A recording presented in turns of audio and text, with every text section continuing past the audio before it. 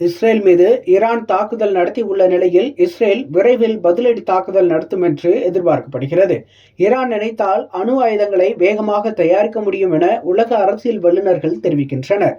இதனால் இஸ்ரேல் ஈரானை தொடர்ந்து நோட்டமிட்டு வருவதாக கூறப்படுகிறது.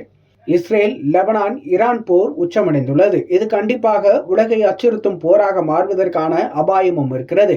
குறிப்பாக அணு ஆயுத போராக நடக்கும் அபாயமும் எழுந்துள்ளது. சமீபத்தில் நடந்த ஈரானின் தாக்குதலுக்கு பதிலடி கொடுக்க இஸ்ரேலிய பாதுகாப்பு அமைச்சரவை முடிவு செய்துள்ளது. இதனால் இந்த போர் விவகாரமான நிலையை எட்டும் சூழலும் ஏற்பட்டுள்ளது.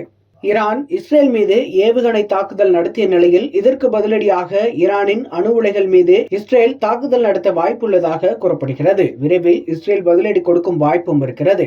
இந்த தாக்குதலுக்கு இடையில் தான் தங்களின் அணு ஆயுத கொள்கையை மறுபரிசீலனை செய்ய போவதாக ஈரான் வட்டாரங்கள் தெரிவிக்கின்றன. அணு ஆயுதம் இல்லை என்ற கொள்கையை அந்த நாடு மறுபரிசீலனை செய்யும் என்றும் அறிவித்துள்ளது. அமெரிக்கா உள்ளிட்ட உலக நாடுகளுடன் ஈரான் அணு ஆயுத ஒப்பந்தத்தை செய்துள்ளது. 2015 செய்யப்பட்ட இந்த ஒப்பந்தம் 2018 ட்ரம்ப் ஆட்சியில் நீக்கப்பட்டது. ஈரான் அமெரிக்கா சொல்வதை கேட்கவில்லை, மற்ற அணு ஆயுத சோதனைகளை செய்ய போகிறது என்று கூறி ஒப்பந்தத்தை நீக்கியது. இதன் காரணமாக ஈரானுக்கு தற்போது அணு ஆயுதம் செய்ய வாய்ப்புகள் உள்ளன. இந்த ஒப்பந்தம் முடிந்த நிலையில் தற்போது ஈரானிடம் உயர் ரக யுரேனியம் 5.5 டன் வரை உள்ளது.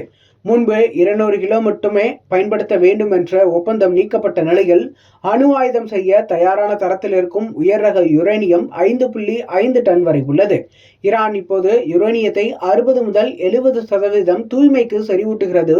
மேலும் செறிவூட்டப்பட்டால் அது அணு ஆயுதம் தயாரிக்க ஏதுவாகும் என்பதும் குறிப்பிடத்தக்கது.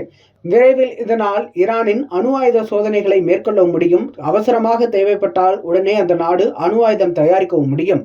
அதனால் இதில் சிக்கலாக பார்க்கப்படுவது என்னவென்றால், ஹிஸ்புல்லா இயக்கம் தற்போது வரை சேதங்களை சந்தித்துள்ளதால் அணு ஆயுதங்களை தயாரிப்பதற்கு சில வாரங்கள் ஏற்படலாம் என்றும் கூறப்படுகிறது.